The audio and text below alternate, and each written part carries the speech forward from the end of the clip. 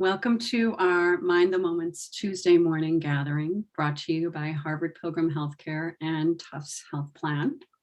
This is a place where we invite experienced mindfulness instructors to speak with us about what mindfulness means to them and to discuss as a community how we can incorporate these practices into our daily lives.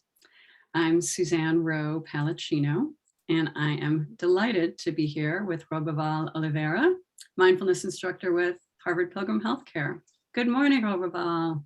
Good morning, Suzanne. How are you? I'm great. I'm How are you delighted to be doing? back. I'm delighted to be back here with you. Yeah, it's been a while. So we're so happy to have you back here with us today. Your smiling, glowing poster face. Thank you. It's your neurons. Your neurons activate my happy neurons as well. It's nice, right? It's this mindfulness exchange. Mindfulness has Oh, that capacity, right? that's a wonderful way to think about it. Yeah, That's so nice. we pick the vibrations of each other, and even through the screen. So thank you. Yeah, well, so nice to have you here. So welcome to everyone, and welcome especially to those folks that might be new to our session this morning. Just so you know how we do things, Robovar will start us off with a question, the way we always start in the mornings, and then we'll lead us in a guided practice. He'll share some thoughts with us. And then after that, we'll have time for questions. So if you go to the bottom of the chat or bottom of the screen and open up the chat, and you can click on the drop-down menu that has the opportunity to see you can click from host and panelists to everyone, and that will give you the chance to see everybody's comments and answers as they are typed in. And as one reminder as well, on the 12th of May, we will kick off a 4-week meditation challenge running from the 16th of May until the 10th of June. And that's based on Amishi Jha's research in her book, Peak Mind. So I'm just kind of throwing that out there to get you ready for that. Her research suggests that 12 minutes a day for 5 days a week for 4 weeks is enough to show measurable changes in the brain.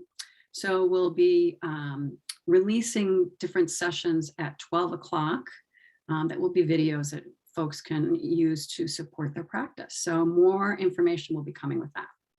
Okay, Roberval, so what question do you have for our group this morning? Okay, the question that I have for us to contemplate is how changing how changing our perspective can help us? Question mark. You know, it's a question that I've been exploring in mindfulness and in my own practice, my own life. How when you change, when you put a different lens, um, when you see things in a different way, how can that help us? So there's no right or wrong answer here. Everybody has a different way of experiencing this question. So I'd love to hear what you have to say, how changing our perspective can help us. Yeah, it's interesting that I go right to driving, and I think that is my most challenging time of being mindful is when I'm driving. And if someone is maybe not paying attention or might drive a little less safely, I change my perspective about that rather than saying, oh, are they on their phone or something like that. I remind myself that they could be dealing with a sick loved one or dealing with some extra stress in their work. So that helps me in that particular situation. That's that's such a that's such a simple way yet powerful way to bring easy for that moment, right? And I think I can relate to that too. Someone cuts in front of me, and the perspective could be one, he's attacking me or he's whatever, or the perspective could be what you said. Mm. And that shift makes a difference. Um, for me, it can happen. I think changing perspective can really allows me from moving from a place of reactivity, of stress, of less than, to a place to, to respond, or there's more, or there's another way to see experience. For example, taking a raining day, for example, now today is a cloudy day, take a raining day. For some people, a raining day is not a big deal, but for some people, it's a big deal. Some people can get affected by it. A rainy day, a rainy weekend. For me, when I change my perspective, let's say if I don't like a raining day, change the perspective to, okay, I still don't like a rainy day, but how can I see it different so it doesn't, so I can have a better relationship to it. For instance, I can think of, for example, spring now. Without the rainy days, no flowers, no grass, right? Or without the rain, we are lucky enough to have rains here that we don't have shortage of water. Yeah. Right? Yeah. So true. So in some places of the world, people are like looking for water to water their crops, to drink, and they don't, because they're praying for rain. So when I shift to look at that way, it helped me feel, okay, actually, it's okay, it's rain, even though we still can acknowledge not liking, but I can open up, I can expand the perspective to include, I don't like it, but also there's other things that are positive about this experience of a raining day. Mm-hmm. Yeah. I really like that perspective. And folks have chimed in here. Helps me move from judgment to acceptance and understanding. A lot of people have mentioned acceptance of change. Can protect our mental health. Our perception is reality. Change the perception, change your life. It releases the grip of rigid thinking. Yeah, just maybe more open, loving, and kind, even in negative situations. I really like, yeah, those comments. Our perception is reality change. Change the perception, change your life. So true. So true. And again, it's it's it's an invitation, it's an intention, and that's where mindfulness comes in. It's because even though we may know that in theory, we may fall back into the habits and we take it easy the days that we're not able to do so, right? And you always keep coming back, and that's what mindfulness allows us to do, is to slow down enough so we can actually see which kind of perspective, how we are constructing the experience outside, and is that benefiting me or creating more stress. This mindfulness allows us to see it very slow, and even though when you fail not to see in a way that's positive, you still can, okay, let's try it again next time. Yeah, it's so true how we incline the mind is what we will potentially go back to the next time. So Yeah. So how would you like in that conversation about perspective? Is that okay to shift to a meditation now? absolutely. Um, so I'd like to shift to a meditation where we're going to explore shifting our perspective to explore space as an object of meditation. As we know, we can focus on many things, on the breath, sounds, sensations, thoughts.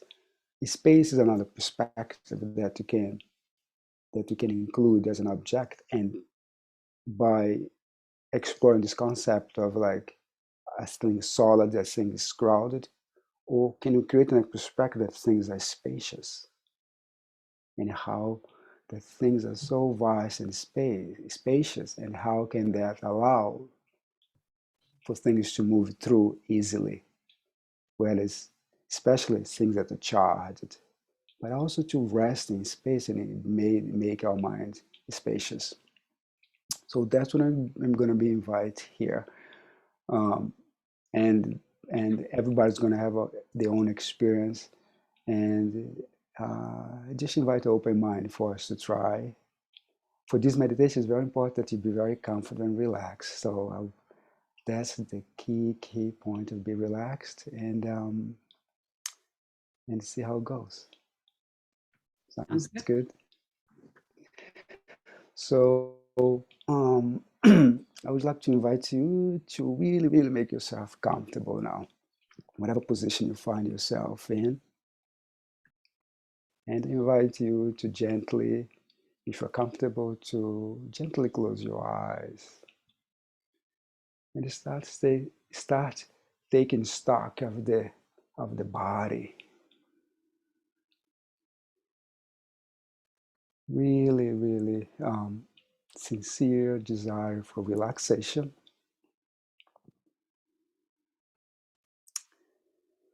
And one way to do that is with a deep, slowing breath and a gentle and nourishing out breath. Let things melt away. Really invite a sincere wish for relaxation, deeply relaxation.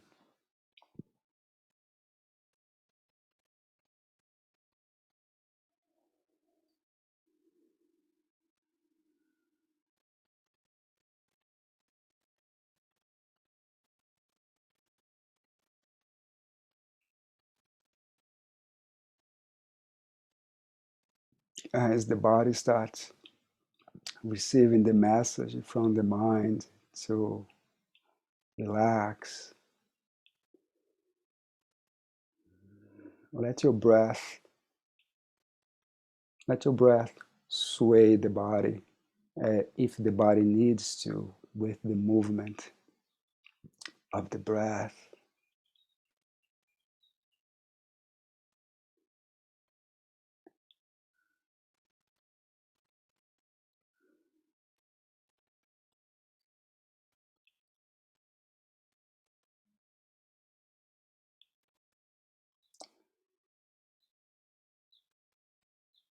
As the body starts feeling the healing power of the breath, the nourishment the breath can bring to us, I gently invite you to become aware of the space you are sitting in right now. And we're going to invite our mind to become spacious. And one way to do that is become aware, for instance, of the wall in front of you, and become aware of the corners and everything else that's in front of you on that wall. And noticing the space between you and that wall. And gently, with that sense of space in front of you, switch your attention gently to the right side and do the same thing with that wall on the right side. One, become aware of everything that's on the wall, the details of it. And two, noticing the space between you and that wall.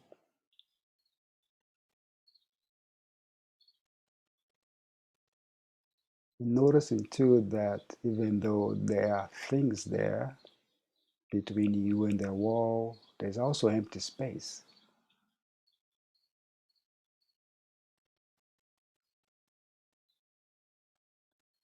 And now adding the back wall and doing the same thing.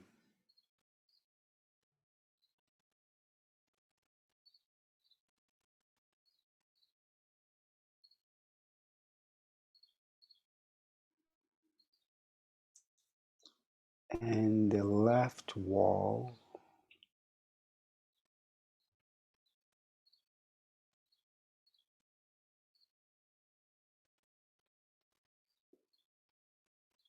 And let's add the ceiling.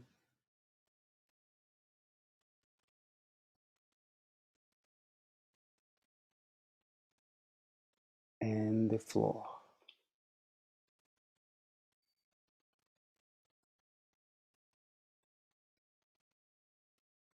Now is it possible to sense the space that you are surrounded? In the front, the right, in the back, on the left, top and below.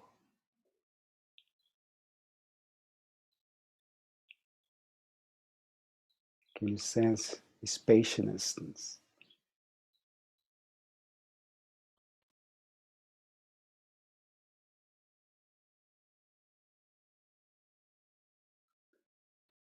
And as you are sensing spaciousness,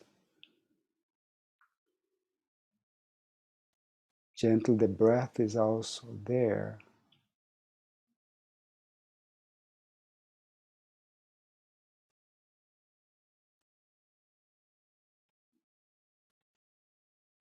So much space around, even though there are objects here and objects there, it does feels empty. Can you sense that?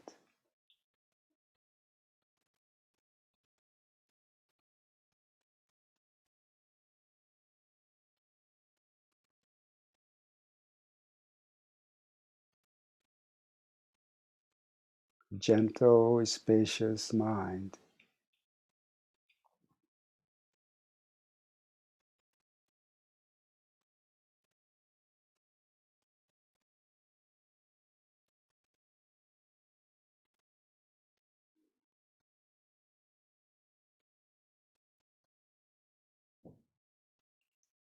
And in that space, there is also you, the body, in the middle of that space.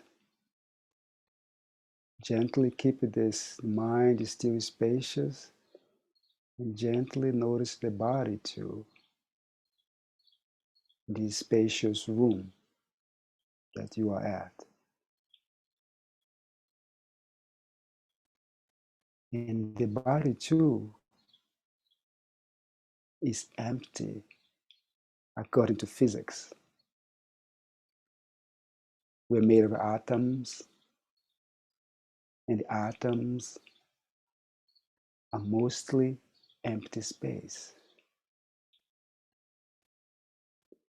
So gently shifting back to the body, can you sense the empty space inside your head? Can you imagine empty space?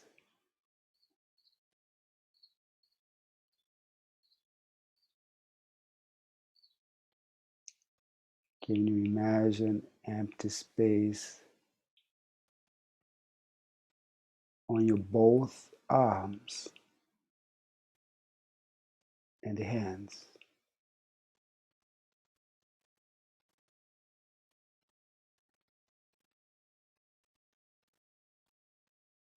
Can you imagine empty space on your torso, all the way from the shoulders all the way down to the pelvic floor? Can you imagine empty space?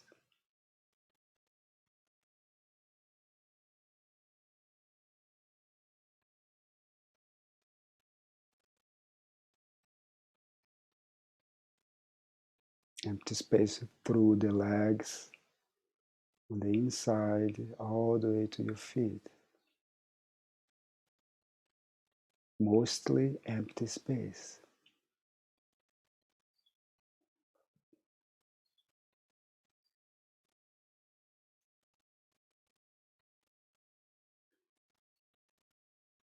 And now shifting back slowly to the space outside, including this empty space inside, and making our minds spacious again.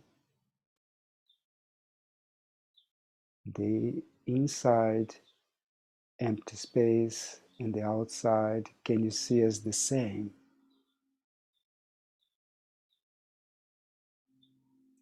Vast, spacious mind.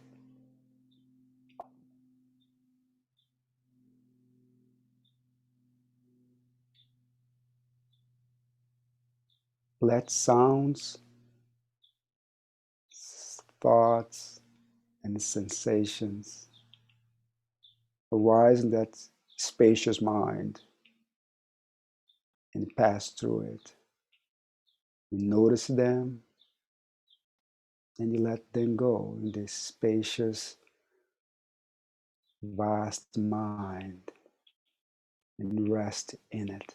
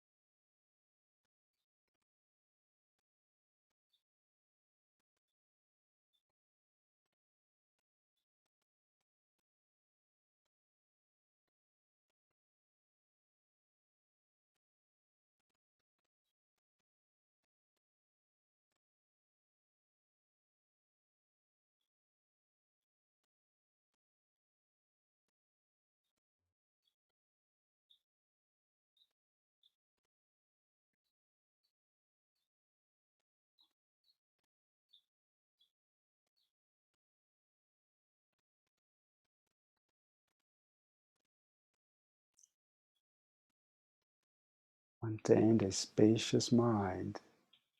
Let everything arise.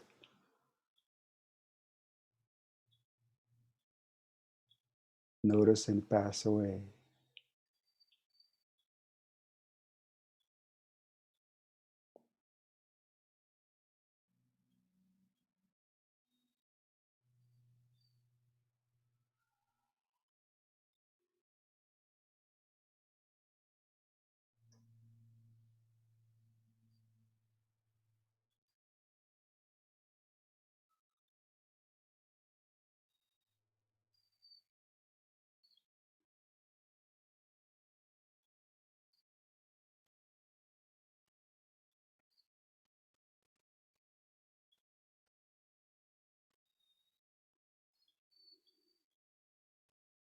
From the book from Alan Littman,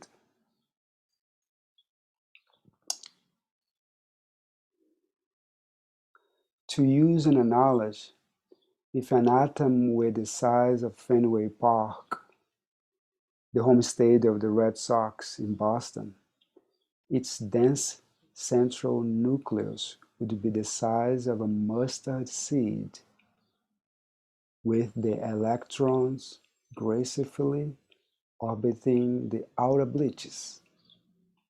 In fact, 99.999999999% of the volume of an atom is empty space, except for the haze of nearly weightless electrons.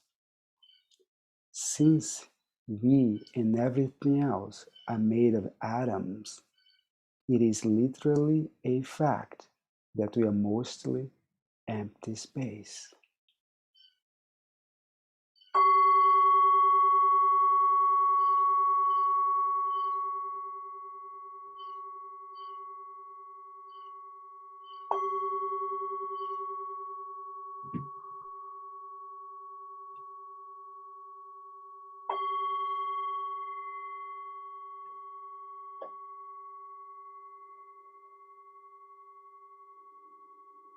Thank you, Roberval. You're welcome. It's interesting how the perspective of empty space in the mind is helpful, I found, with thoughts, because if it's mostly empty space, there's no place for our thoughts. I mean, we can think of it that there's no place for our thoughts to get caught. You know, it's easy to picture those thoughts flowing through. So that was very helpful in that practice. I'm glad to hear. There's one way that I can, oh, you're welcome, Tammy. One way that I experience, yes, it's very helpful to see, so you can, especially when difficult things are happening, difficult emotion, difficult thoughts, difficult experiences, can it be like maybe like a screen that lets things come, and also opening our perspective can allow room for difficult things to be there, as I said in the earlier, but not, we don't have to focus on it, only on that thing. One example also is pain, physical pain. You can have a physical pain on my feet, and I can focus there, or I can become spacious for the whole body, and notice that 99% of the body is healthy, and which allows me to resource so I can deal with the pain and not be a victim of the pain only. So I'm talking about physical pain, but it could be emotional pain, mind states pain as well. Yeah. Now, as we were discussing earlier, it makes room for everything.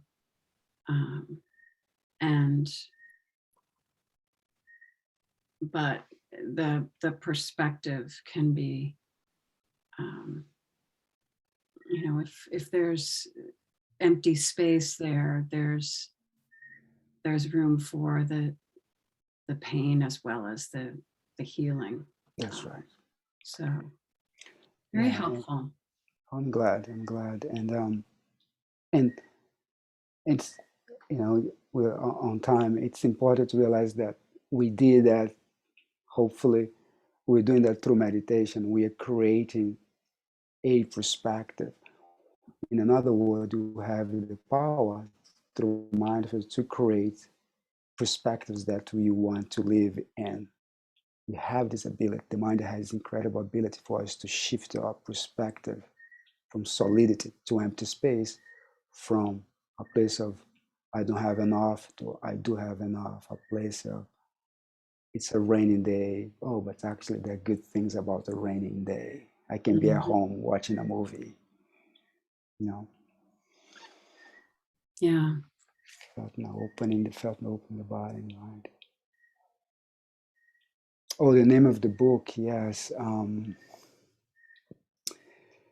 It's escaping me. It's like probably I'm actually rereading the book. Let me get here, Kindle. And Who is the author? Alan, I think it's Litima or Litima, but I'm gonna post it here on the chat.